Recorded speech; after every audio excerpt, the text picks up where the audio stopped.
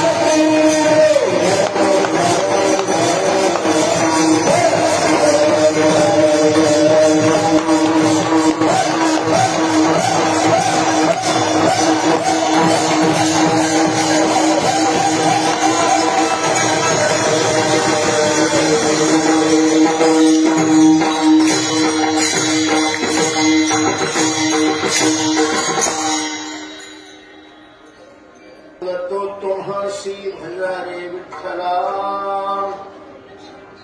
सांगतो तुम्हासी भजारे विठ्ठला नाही तरी गेला जन्म वाया करिता घरोवरी दुरावसी दुरे भवाचे पुरी वाहवसी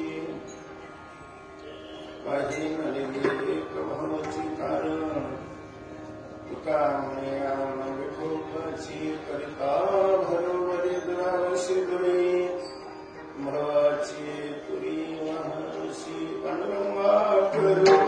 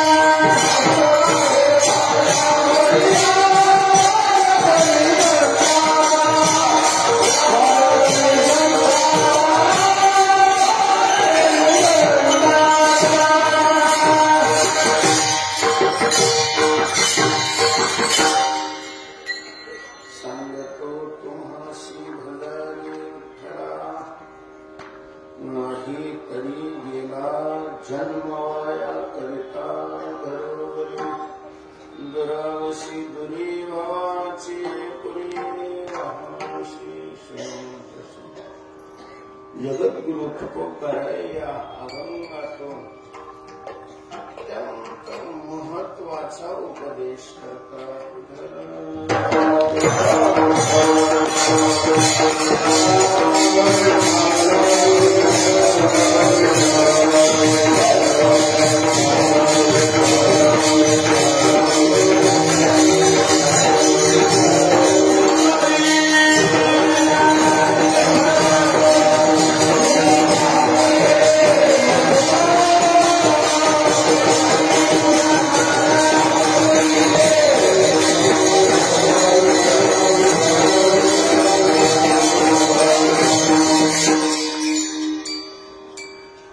उपदेश करणारा हा अभंग आहे. तुकोबाराय उपदेश करतात. या विधानावर काही शंका येतात. त्याच्यातली पहिली शंका ही आहे की तुकोबाराय कोणाला उपदेश करतात. दुसरी शंका ही आहे की का उपदेश करतात. उपदेश शब्दाचा अर्थ काय आहे आणि उपदेश करण्याचा अधिकार कोणाला आहे.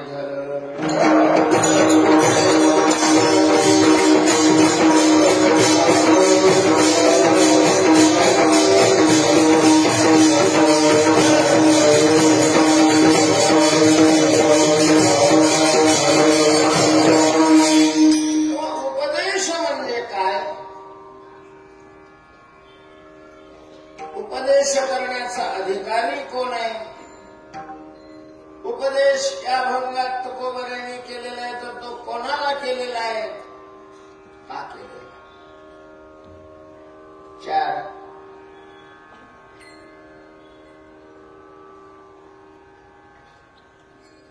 प्रारंभिक अशा प्रकारच्या या शंका आहेत का? लक्ष द्या. जर हा अभंग समजून घ्यायचा असेल तर लक्ष द्या. त्याही पेक्षा स्वतःचे तुम्ही शत्रू नसाल तर इकडे लक्ष द्या.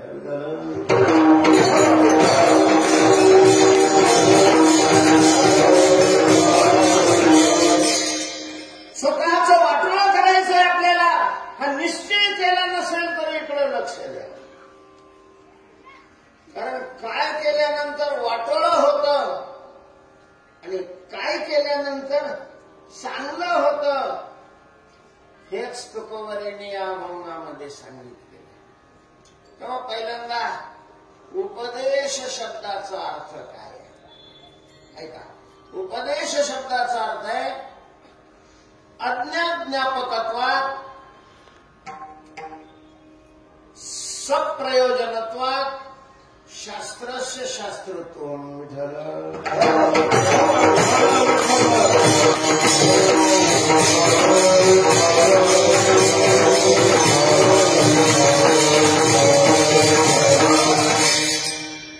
याचा अर्थ आहे की जे कळणं अत्यंत गरजेचं आहे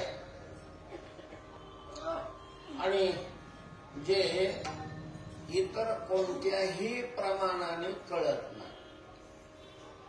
जे कळणं अत्यंत आवश्यक आहे आणि इतर प्रमाणाने कळत नाही. आपल्याला ज्या गोष्टी कळतात त्या ज्या साधनाने कळतात, त्या साधनाला प्रमाण अशा प्रकारचं शास्त्रामध्ये म्हटलं जातं. आपल्याला पुष्कळ गोष्टी कळतात, कळलेल्या आहेत, कळणार आहेत, तर त्या प्रमाणाने कळतात. आता मी ज्याला हात लावलेला आहे ते काय आहे? स्टॅम्प आहे. कळालं आपल्याला. मी तुम्हाला जर विचारलं की हे तुम्हाला कशाने कळालं, तर काय तुमच्याकडे उत्तर? हे स्टॅम्प आहे. कशाने कळालं? डोळ्याने कळालं. म्हणजेच डोळा हे प्रमाण आणि डोळा हे प्रत्यक्ष प्रमाण. प्रत्यक्ष अनुमान शब्द, उपमान, अर्थापत्ती आणि अनुपलब्धी अशी आपल्याला कळण्याची, कळवून देणारी ही 6 प्रमाणं शास्त्रकारांनी सांगितलेली, महत्वाची 6. त्यामध्ये भावरूप वस्तू कळण्याकरता 5 प्रमाण आहेत आणि अभावरूप वस्तू कळण्याचं शेवटचं प्रमाण आहे.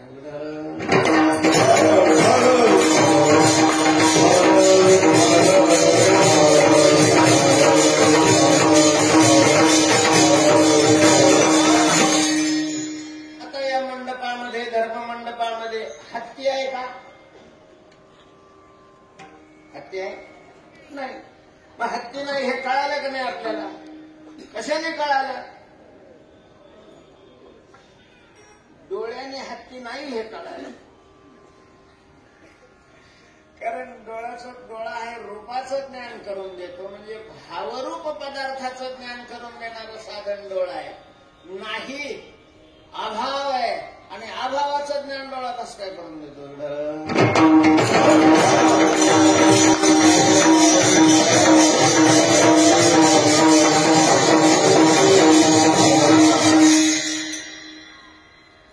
शास्त्रामध्ये त्याला अनुपलब्धी म्हणतात. ज्या अर्थी तो दिसत नाही, उपलब्ध नाही, म्हणजे अनुपलब्ध आहे म्हणून तो नाही. अनुपलब्धी प्रमाणाने त्याचं.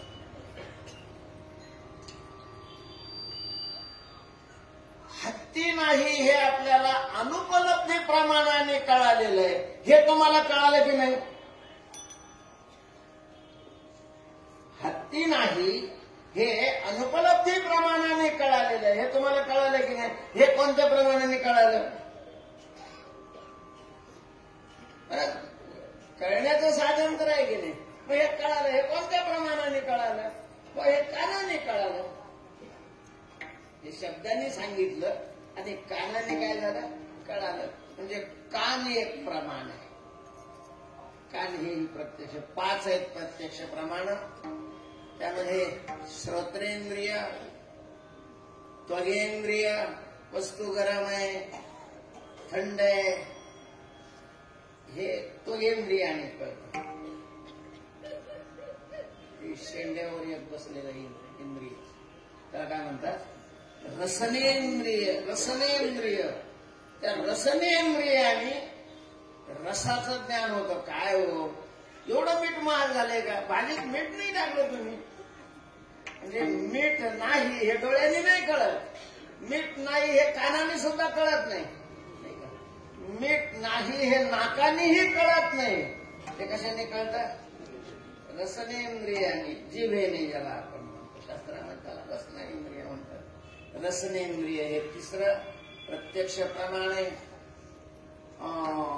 नेत्रेंद्रिय चौथं प्रमाण आहे आणि घ्राणेंद्रिय अशा प्रकारची 5 प्रत्यक्ष प्रमाण आहेत. या प्रमाणाने बऱ्याच गोष्टी आपल्याला कळतात, पण सगळ्याच नाही कळत. बऱ्याच कळत असले तरी सगळ्याच. आता सध्या लाईन आहे की नाही, पॉवर नक्की आहे ना, हे तुम्हाला कशाने कळलं. लाईट आहे की नाही हे कशाने कळलं, डोळ्याने कळलं. डोळ्याने लाईट कळते का.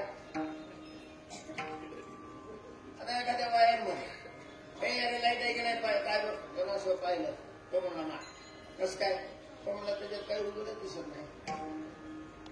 पावर डोळ्याने कळते का. डोळ्याने पावर कळत असते तर कोणालाच शॉट लागला नसता, कुणीच मेलं नसतं. डोळ्याने नाही कळत, कानाने नाही कळत. असं काही नाही ती असली म्हणजे अशी गायन करत राहते. हा उजेड आहे, हा प्रकाश आहे. ही पावर असणं नाहीये, पॉवरचं कार्य आहे.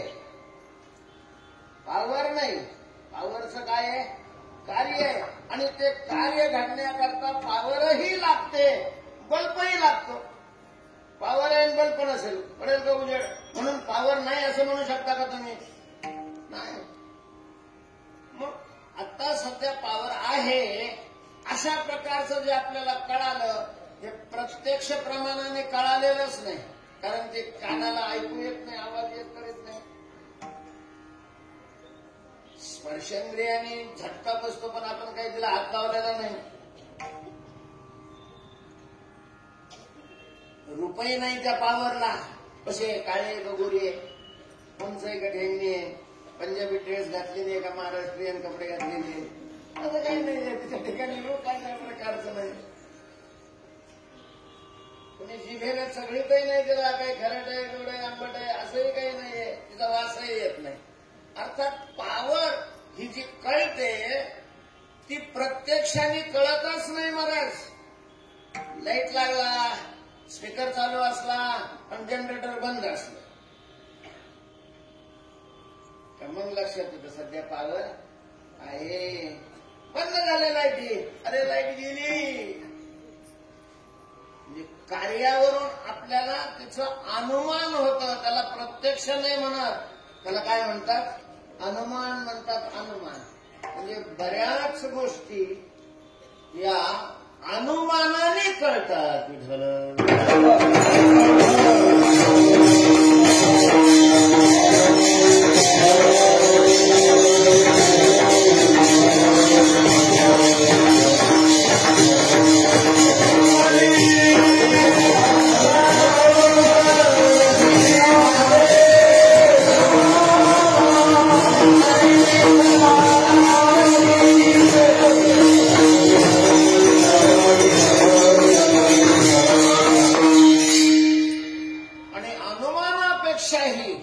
व्यापक प्रमाण म्हणजे 100रातली 70 अशा प्रकारची ज्ञान ज्या प्रमाणाने होतात त्या प्रमाणाचं नाव आहे शब्द. शब्द प्रमाणाने आपल्याला फार कळतं, खूप काही कळतं. खूप काही कळालेलं आहे. शब्द प्रमाण सगळ्या प्रमाणामध्ये तात्विक दृष्टीनं श्रेष्ठ आहे, व्यवहारामध्ये प्रत्यक्ष प्रमाण श्रेष्ठ आहे, पण तत्वज्ञानामध्ये शब्द प्रमाण श्रेष्ठ आहे.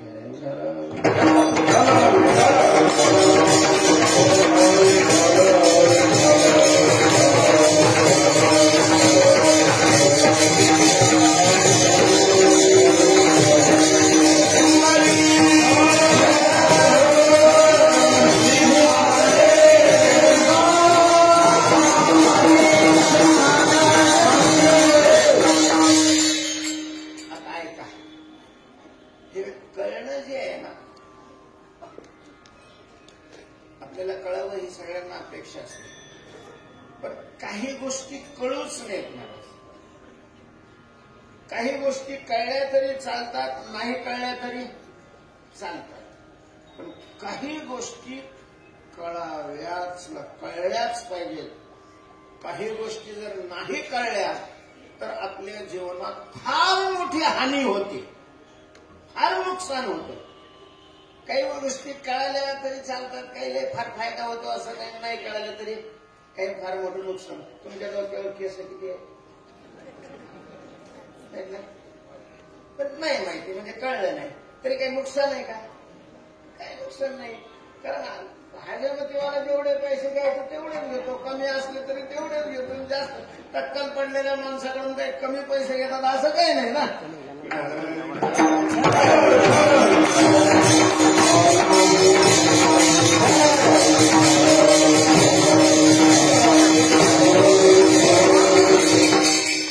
काही गोष्टी कळूच नाही.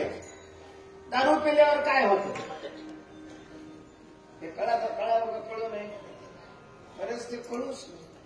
लिव्हर खराब होतं, लवकर मरतो, बायका पोरं भिकायला लागतात, हे कळावं का? ह्या गोष्टी कळूच नाहीत. काही गोष्टी कळूच नाही.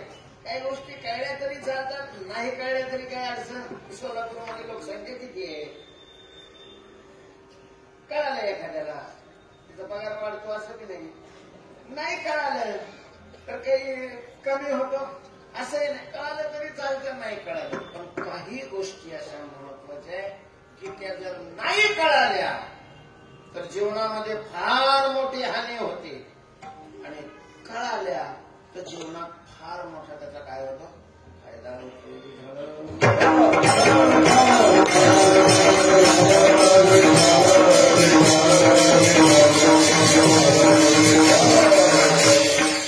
अशा दोन गोष्टी आहेत ज्या कळणं अत्यंत गरजेचं आहे.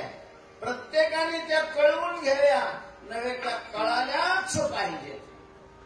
अशा दोन गोष्टी आहेत. एक धर्म आणि दुसरं ब्रह्म. एक धर्म आणि दुसरं ब्रह्म.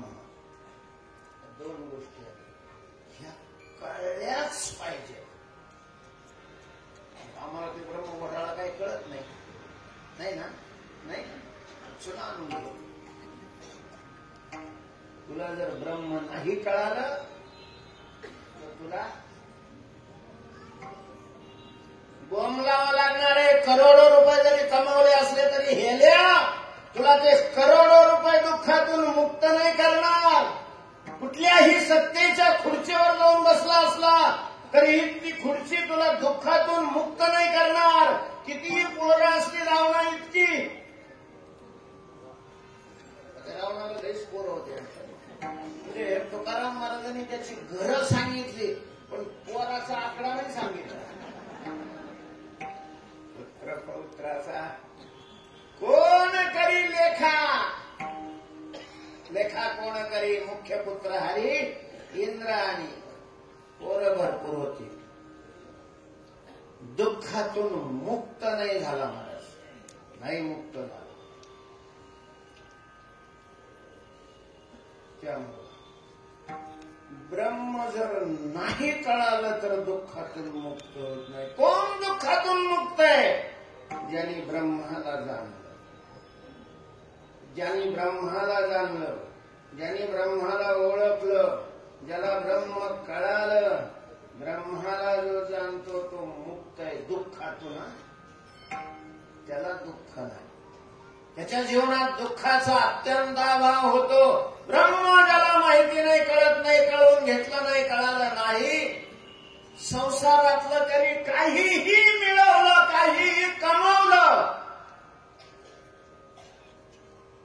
नाही दुःख लागणार. आणि हा प्रत्येकाचा अनुभव. कुणाची 70 झालेली आहे, कुणाची 60 झालेली आहे, कुणाची 50 झालेली आहे, कुणाकडे काही करोड आहेत, कुणाकडे थोडेच करोड आहेत, बंगले आहेत, जमिनी आहेत, चांगलं सगळं आहे, सगळं कमी असेल. कोण आहे दुःखातून मुक्त? कोण म्हणू शकतो दुःखाचे कैसे नाही स्वप्नाशी मुक्ती झाल्या कामारीलाशी? कोण म्हणू शकतोय? कुठल्या खात्याचा मंत्री असं म्हणू शकतोय? नाही म्हणू शकतो. दुःखातून मुक्त तो म्हणू शकतो ज्याने ब्रह्माला जाणलं, ओळखलं, ब्रह्मस्वरूप झाले. अरे तुकोबाराय म्हणू शकतात, तुकोबाराय म्हणू शकतात की दुःख आम्हाला आता दिसतच नाही. न देखील ऐसे केले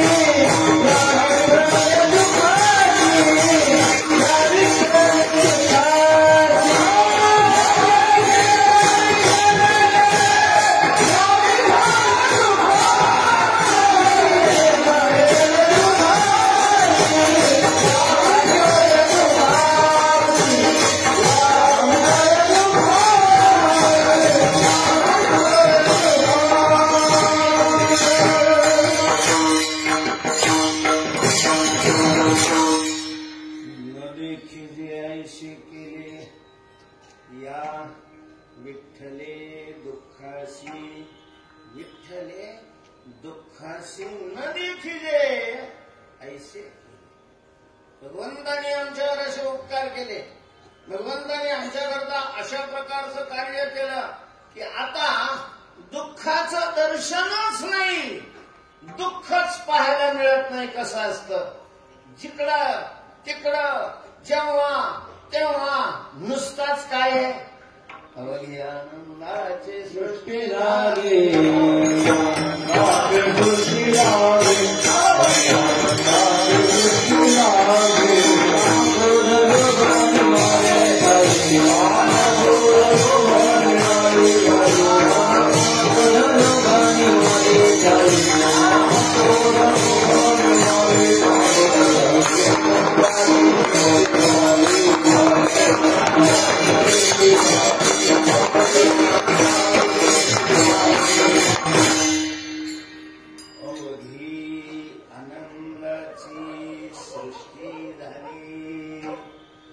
जिकडा पाहो तिकडं नुसताच आनंद आहे. तुकारामाने खातो आनंदाचे लाडू, नका चरखडू घ्या रे तुम्ही. आणि मग तुकाराम महाराजांची अशा प्रकारची अवस्था कशी झाली? आम्हालाही तशी अवस्था व्हावी वाटते. आम्ही त्याच्याकरताच रात्रंदिवस काय करतो, प्रयत्न करतो, मरमर करतो, झटपट करतो. सोयीनं नाही जमलं तर मधून घुसतो.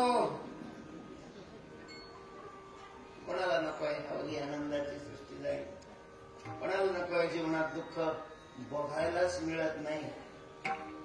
हो, अरे मानवाने ही स्थिती प्राप्त होण्याकरता किती किती किती अशा प्रकारचे बदल केले. मी बदल केले म्हणतोय, तुम्ही त्यांना सुधारणा केली म्हणा, विकास केला. विकास पूर्वीचं जीवन पाहिलं, अगदी 50 वर्षाच्या पूर्वीचं जरी जीवन पाहिलं ना आजचं जीवन पाहिलं तर जमीन आसमानचा फरक आहे. जमीन आसमानचा. माझं तुम्हाला सांगतो, कारण आता माझंही 70च्या वय आलेले. अभ्यासाला राहिलो, सकाळी नाश्त्याला 3-3 महिन्याचे शिळे तुकडे खावे लागत होते. 3 महिन्याचे वाळे प्रत्येक कर्मचाऱ्यामध्ये राहायचे. आणि विशेष हा होता की त्याच्याबरोबर चटणी सुद्धा नसायची, मिठाबरोबर तुकडे खायचे. आज खाता काजू बदामाचे पुढेच्या पुढे खाल्ले जात नाही. तो मागे किती फरक आहे. ज्यावेळेला चटणी मिळत नव्हती तो काळ, आणि आज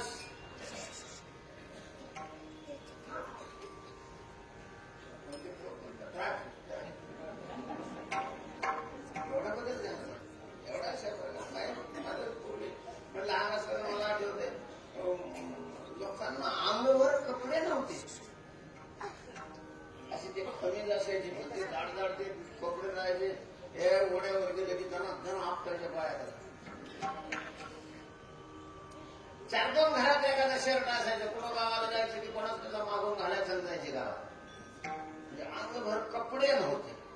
आज मला घरात गेल्यानंतर माणसाला संशय येतो की आपण कापडाच्या दुकानात आलो का घरात आलो. किती कपडे असतात, सगळं कपाट भरलेलं असतं साड्यांनी, तरी बाई रुसलेलीच असते. या सांगतात आज लक्ष नाही बोलले. एवढे कपडे किती बदल झाला. एवढा कपडाच नव्हता तो काळ, आता कितीतरी कपडे. घर पूर्वी असे पाचकाचे काय होते, छप्र होते, छपरातच राहत होते. अग्नीपासून खूप त्याला भीती असायची. आता खेड्यापाड्याने आणि शेतात सुद्धा काय झालेले, बंगले झाले. किती अशा प्रकारचा बदल झाला, किती सुधारणा झाली. पूर्वी सारवावं लागत होतं, शेण आणायचं, ते हे करायचं, सारवायचं. चकाचक फरशी आहे, पाणी पडलेलं दिसत नाही, बसवलं का तंगड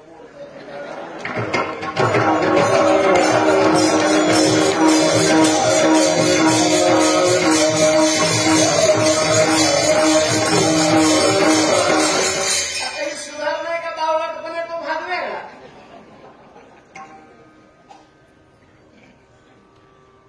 अक्षरशः जेव्हा थंडी जर चांगली पडली तर खाजून असेल, मुंग्या पाय ठेवते तिच्या फरशी, चपला घालून स्वयंपाक घरात सुद्धा जावं लागतं. ही सुधारणा. चला जाऊ देतो नाही, बदल तर झाला की नाही. कशा करता केला, मग त्रास नको, त्रास नको, त्रास नको. पूर्वी पाणी त्या बारवातून आणावं लागायचं, आता घरोघर नळ झाले. कपडे वड्याला द्यावं लागत होते, आता त्या मशीनी आल्या. सगळं दुःख नसावं, दुःख कमी व्हावं म्हणून दुःख पुन्हा गेलं. किंवा असं इतकी विचित्र आहे महाराज. एवढं त्याचं आपल्यावर प्रेम आहे, एवढं प्रेम आहे. काम नाही केलं की ते जाड होते, शुगर मारते, डॉक्टर सांगतात सकाळी पळत कळली.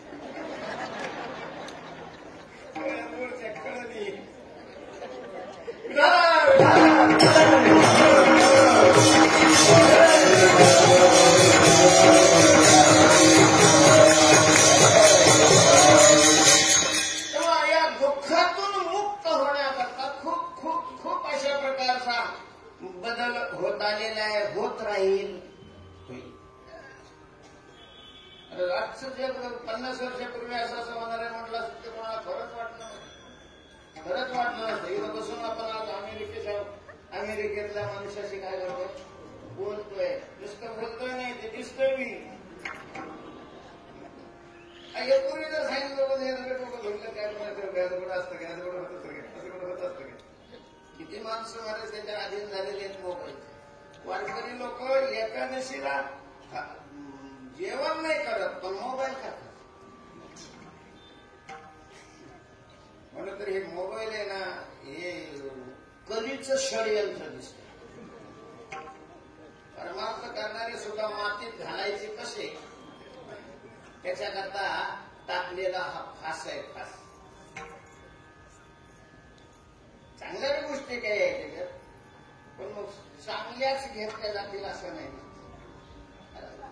सुधारणा बदल अशा प्रकारे दुःखावर विजय मिळालाय असं नाही. ज्या वेळेला खायला नव्हतो लोकांना, वडाचे डोळ्या शिजवून खायची माणसं, बरबड्याच्या भाकरी खायची माणसं, पाला खायची माणसं, बरं त्यावेळेला आत्महत्या करत नव्हती.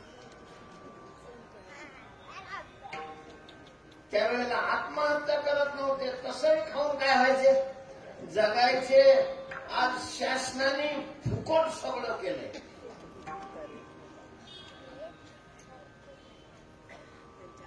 तरी असा दिवस जात नाही का ज्या दिवशी आत्महत्या घडत नाही. म्हणजे आनंद झाल्यावर लोक फाशी घेते आहे की नाही.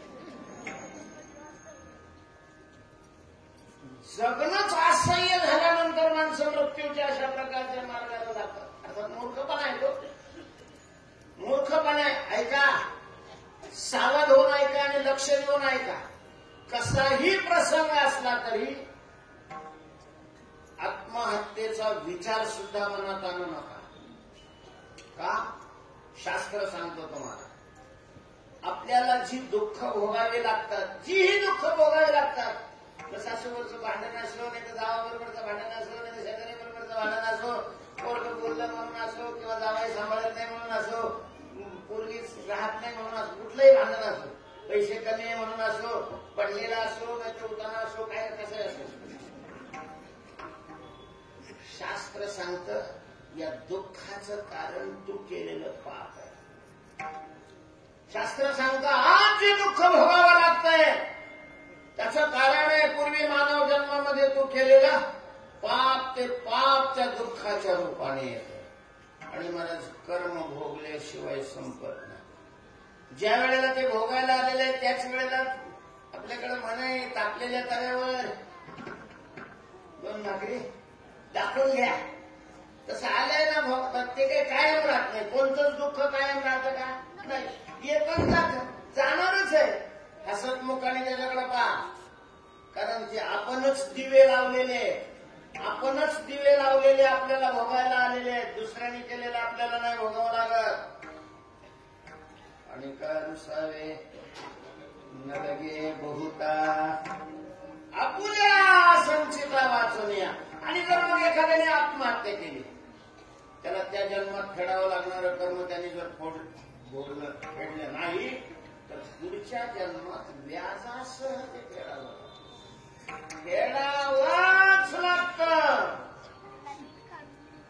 मेलं म्हणजे काय? स्थूल शरीर फक्त नष्ट होत असतं.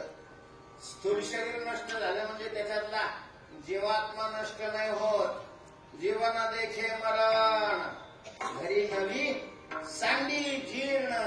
भगवान म्हणतात वासांशी जीर्णानी यथा विहाय नवानी गृह्णाती नरोपराणी तथा शरीराणी विहाय जीर्णा न्यन्यानी संयाती नवानी. जसं कपडा जीर्ण झाला मनुष्य काढून टाकतो, नवा अशा प्रकारचा घेतो, तसं जीवात्मा हे जीर्ण झालेलं वस्त्र काढून टाकतो, दुसऱ्या नवीन अशा प्रकारच्या क्षेत्रामध्ये त्याला घुसावं लागतं. त्याच्यामुळं मेलं म्हणजे सगळं संपलं म्हणणारे अति मूर्ख आहेत. मूर्ख शब्दाचा सुद्धा अपमान आहे त्यांना वापरण्याकरता.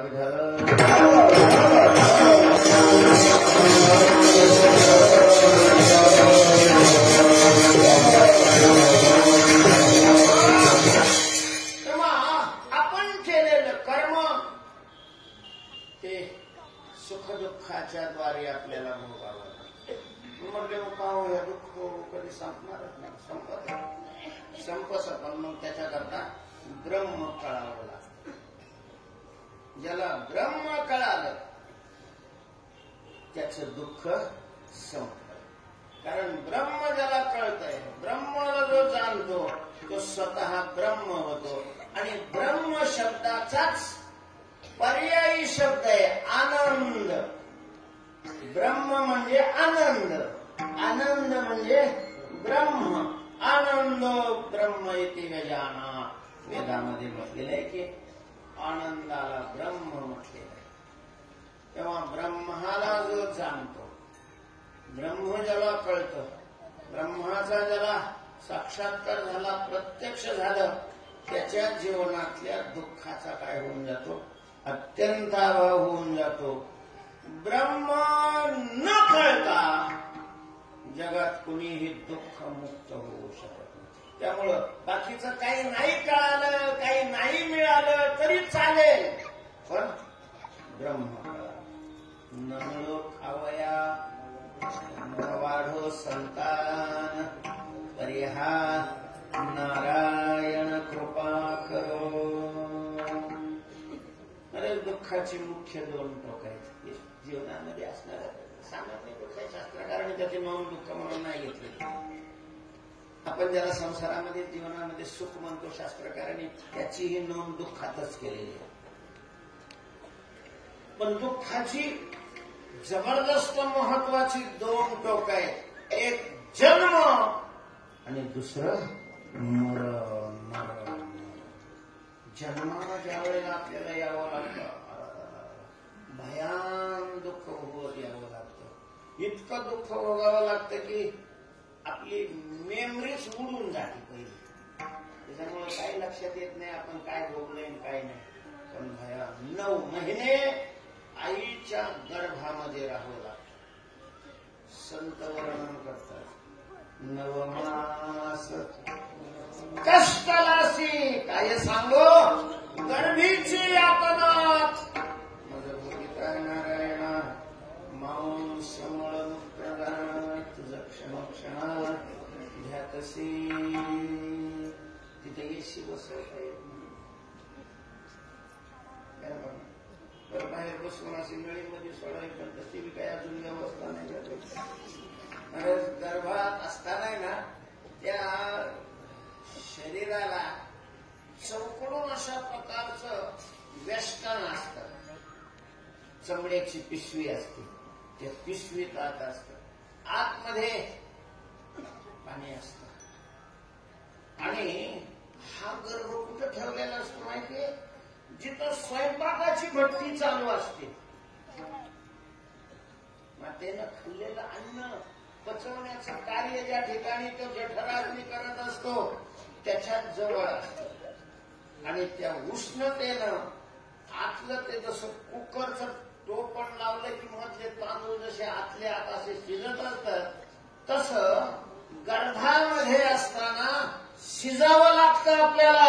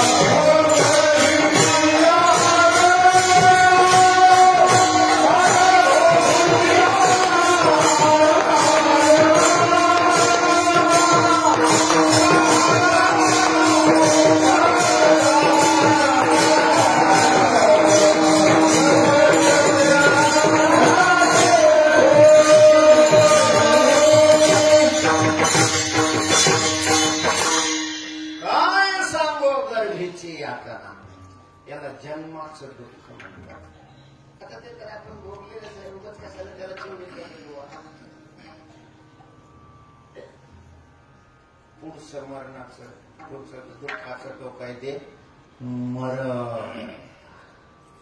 मरणाचं भयान दुःख आहे. बहुतेक पण इथल्या लोकांना कोणाला मरावं लागत नाही. गैस निश्चिंत दिसते नाही मला असा कोण आहे महाराज. कारखान्यातून वस्तू बाहेर पडली तर त्याच्यावर गॅरंटी तरी येते. काही वर्ष ती त्याच्या हात खराब झाले तर ते बदलून देते, दुरुस्त करून देते वॉरंटी असली तर. इथं गॅरंटी नाही. उद्याचं कीर्तन आपण ऐकूच याचा नक्की अशा प्रकारचा कोणी भरोसा देऊ शकत नाही. मासी पाख पाखडी नव्हे सरे अशी कितीतरी उदाहरणे. चहा प्यायला हातात कप धरला, तोंडाला लावलं,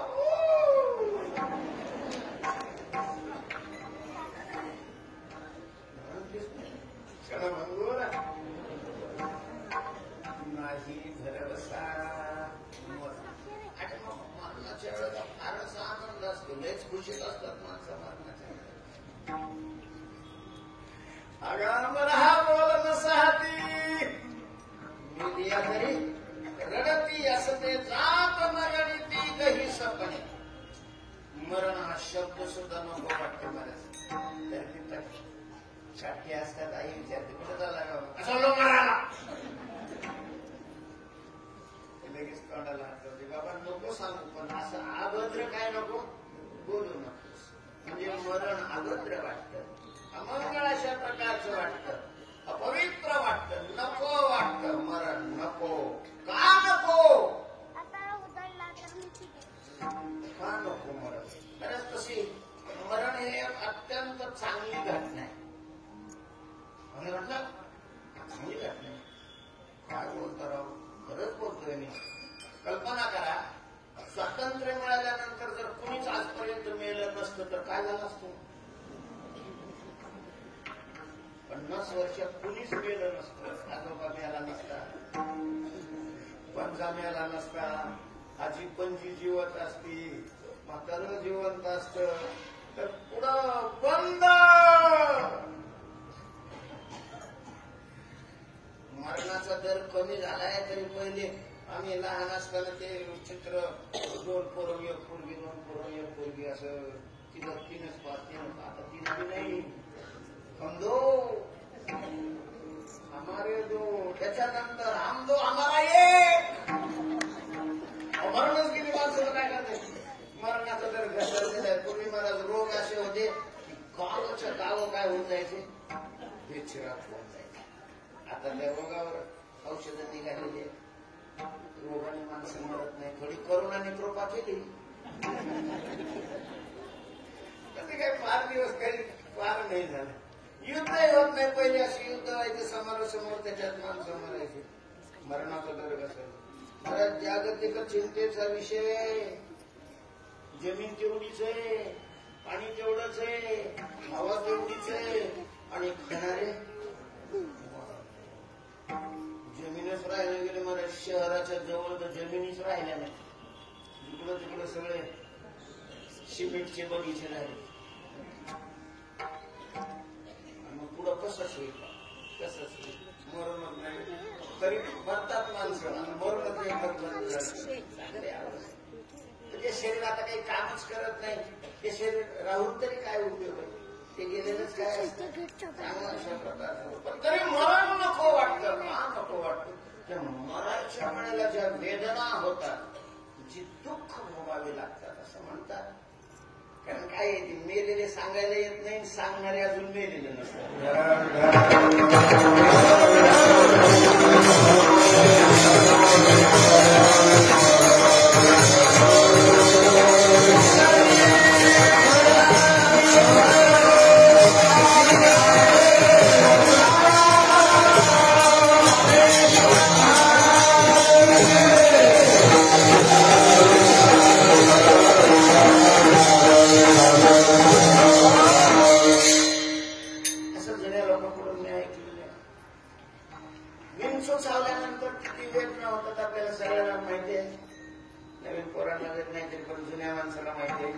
चार वेळेला साक्षात्कार झालेली किती चांगला पैलवान असला तरी इकडे चढला तिकडे उतरला. विंच असे 100 विंचू एकाच वेळेला जर माणसाला चावले एकाच, तर जेवढ्या वेदना होतात तेवढी एक इंगळी चावली तर होतात. इंगळी चावल्यानंतर शक्यतो माणसं जगतच नाही. आणि अशा 100 इंगळ्या एकाच वेळेला चावल्यानंतर जेवढ्या वेदना होतात तेवढ्या वेदना मरताना माणसाला होत असतात. या स्थूल शरीरातून आतलं सूक्ष्म शरीर किंवा जीवात्मा ज्या वेळेला बाहेर खेचला जातो, ओढतात त्याला यमधर्म. त्यांना काय तयार पाहिजे, रोजच त्यांचं तेच काम आहे. काय करते बरेच कुणीच मनाने तयार होत नाही. व आम्ही येत होतो याबरोबर, ते नाही म्हणतोय हे चल म्हणतोय, ते नाही म्हणतोय हे चल म्हणतोय. शेवट त्याला फाशी घालून ओढावं लागतो.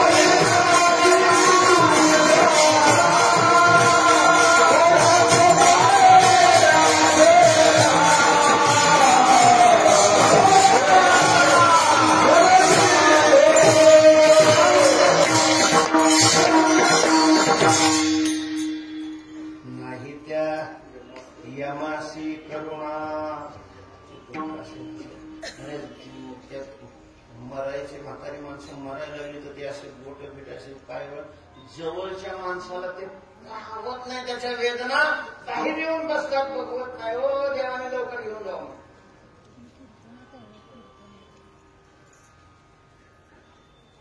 काही तरुण असणारे सटपट मेले लोक म्हणतात बरं झालं लवकर नाही राहते. म्हणजे बरं कोणाला झालं, त्याला काय हा हरामखोर याला बरं झालं, कारण याला काय त्याचा ताण घेतला घ्यावा लागला. त्याला कसं बरं झालं. कारण एखाद्या वस्तूची मानसिक तयारी झाली तर माणसाला तेवढं दुःख नाही होत. आता घर सोडावं लागणार आहे, घर सोडावं लागणार आहे, घर सोडावं लागणार आहे असं आवडतपासूनच कळलं. दुसरं घर पाहिजे, करेल ते करेल मग सोडतो. अचानक जर घरातून काढून दिलं केवढा आघात होतो.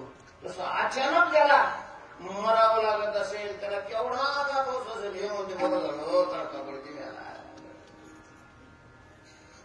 मरण भयाने मरणाचं दुःख आहे. काय वाटतं तुम्हाला, कसं वाटतं? ज्यांनी करोड रुपये कमवून ठेवलेले त्याला मरावं लागतं, कसं वाटत असेल त्याला? बरोबर घेता येत नाही. काय असेल फोन पे गुगल पे ते बी नाही बरोबर घेता येत.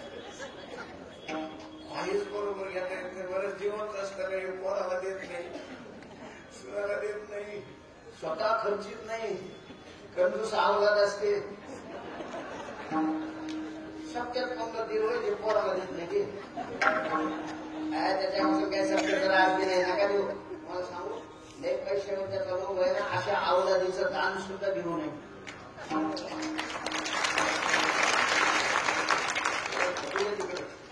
तुकाराम महाराज म्हणतात मी नाही म्हणत घेऊ नये. तैसे दान ज्याचे मन अभिलाषी, ज्याचं मन अभिलाषी असतं त्याचं दान सुद्धा घेऊ नये. ते झालं तर घ्या, नका घेऊ. मरताना त्याचं कसं होत असं. पूर्वी आपल्या बँकेत ठेवतात. पूर्वी काय करायची, ठेवायची, कोणाला सांगत नव्हते पोरा नाही, पण अचानक मरून जायचं. 7 गुण त्याच्यावर नाही तर पिशाची होऊन अशा प्रकारची मरण. देहाचा वियोग होतो, त्याचं दुःख बरोबर काही नेता येत नाही, त्याचं दुःख.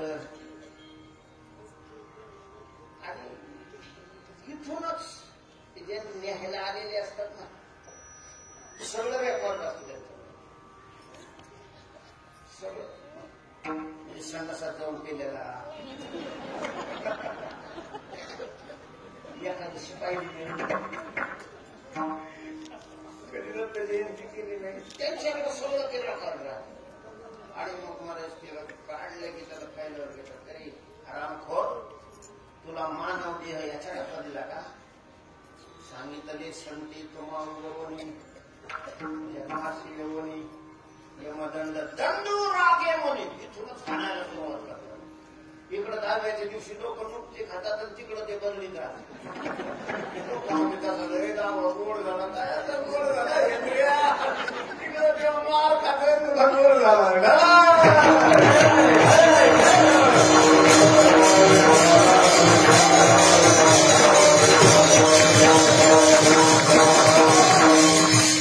ऐका, मानव देह दुःखावर विजय मिळवण्याकरता भगवंतांनी आपल्याला दिलेला आहे. मानव देहाचं सगळ्यात महत्वाचं कार्य काय असेल तर पिल्ले काढणं नाही,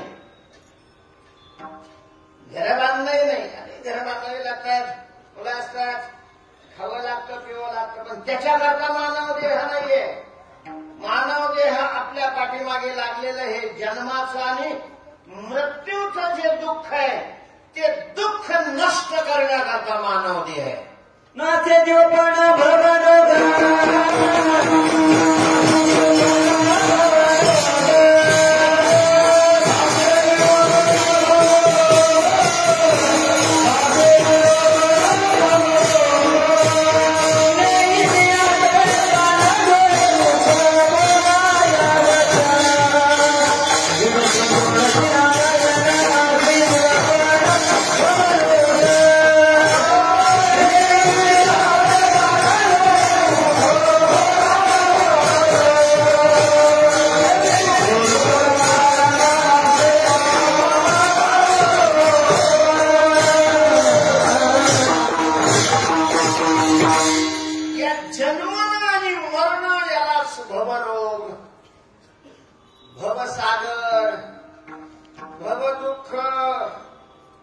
अशी वेगवेगळी नावं दिलेली आहेत.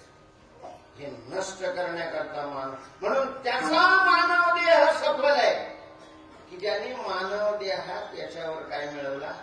विजय मिळवला. फेल आहे, फेल. मस्त 100 मजल्याचा बंगला बांधला, दुःखावर विजय नाही मिळाला. फेल आहे तू जीवनात येऊन. फेल. किती बंगले बांधले, किती वाढवलं, किती सरकारला लुटलं, किती समाजाला बुडवलं. तुझ्या दुःखाचा नाश केला का तू? आणि दुःखाचा नाश होतो तो केवळ भगवंताला ओळखल्यानंतर, म्हणजेच ब्रह्माला जाणल्या. म्हणून ब्रह्म जाणणं नितांत गरजेचं आहे. काहीच नाही केलं ब्रह्माला जाणलं, अरे त्याचा जन्म सफल आहे.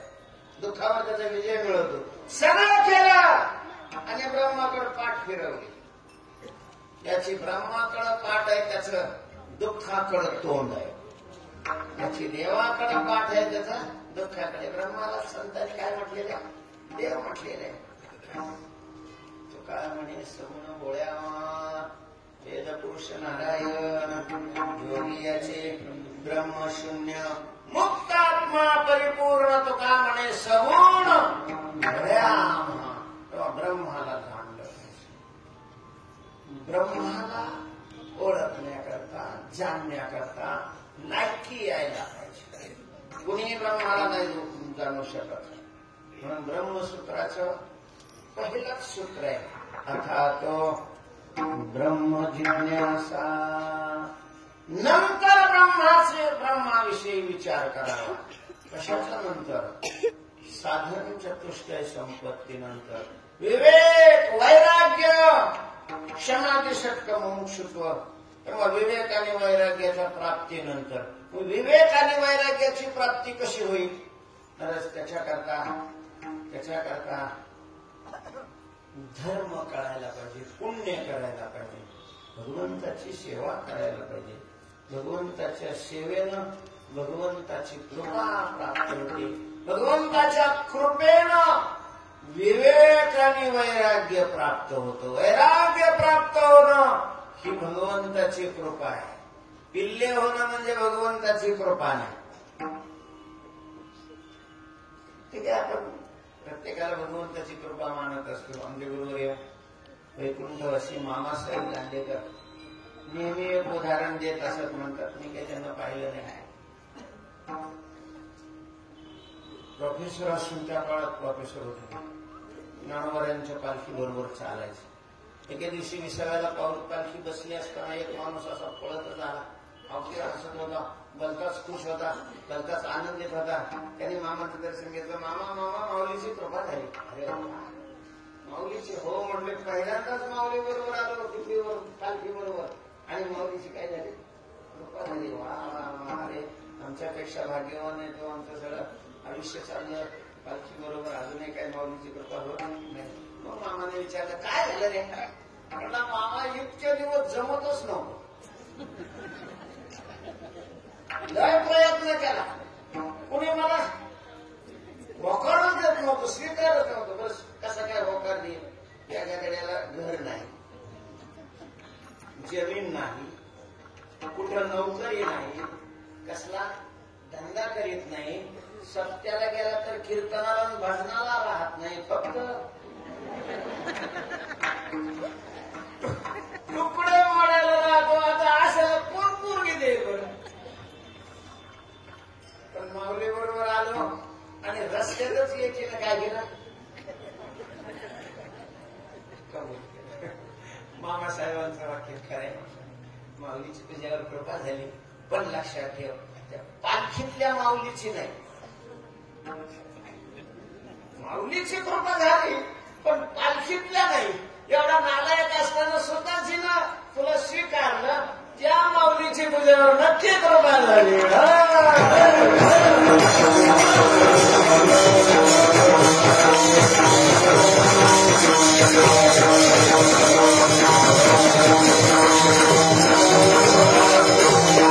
अशा प्रकारे भगवंताची कृपा होण्याकरता काय करावं? भगवंताची कृपा झाल्यानंतर विवेक वैराग्य प्राप्त होतं. विवेक वैराग्य प्राप्त झाल्यानंतर ब्रह्माला जाणण्याची लायकी, पात्रता, योग्यता अशा प्रकारची त्याला मिळते.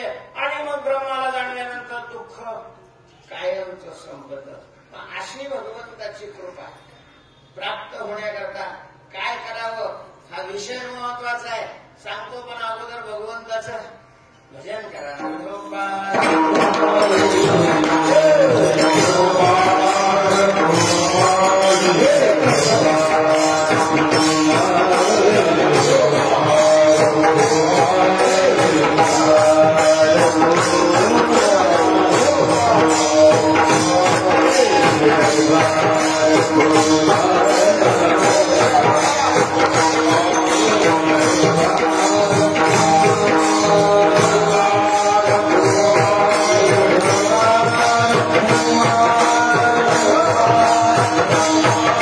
Thank you.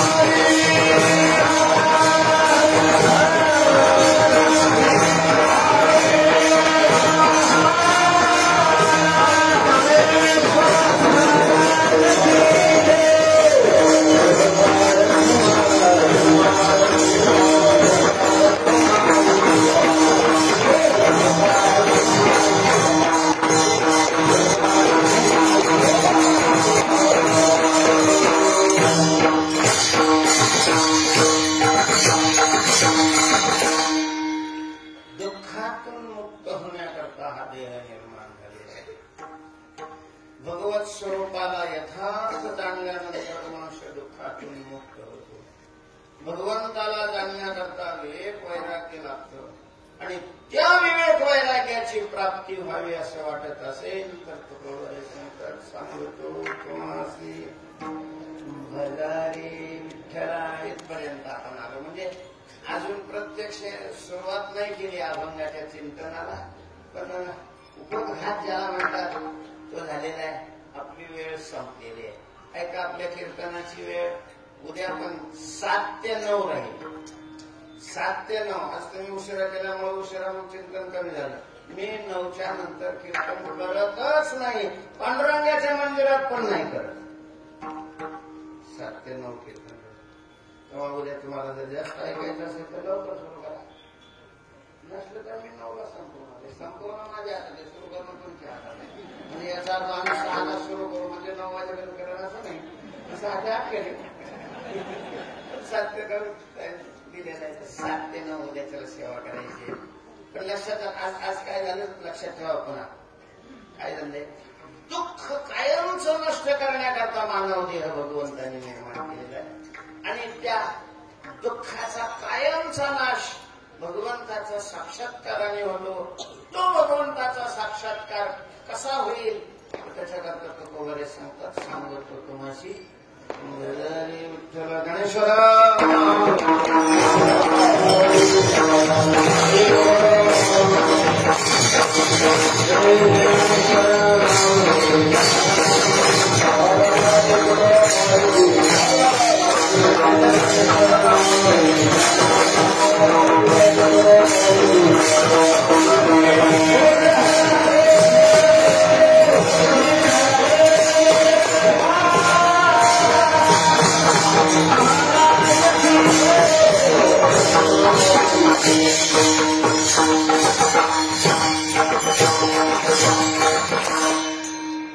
काही न लगे का भाव